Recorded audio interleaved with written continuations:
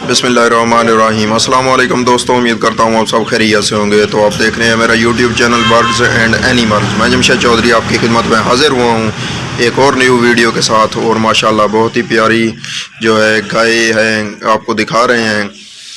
Imported फ्रीजन की ये गाय है। और आपको एक और भी हिफर्ज दिखाते हैं, वो भी माशाल्लाह बहुत ही प्यारी गाय है, हिफर्ज है वो। और ये गाय है और इसका बछड़ा वो सामने बैठा हुआ है। तो माशाल्लाह चेक करें इसका प्रिंट। और ये हिफर्ज है, इसको जो है ट्विस्ट का सीमन लगा हुआ है।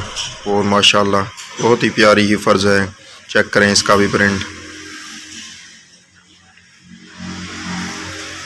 ये बछड़ा है, इसका प्रिंट चेक करें। बिल्कुल जो है प्योर इंपोर्टेड ऑस्ट्रेलियन फ्रीजन की गाय है, प्योर इंपोर्टेड फ्रीजन।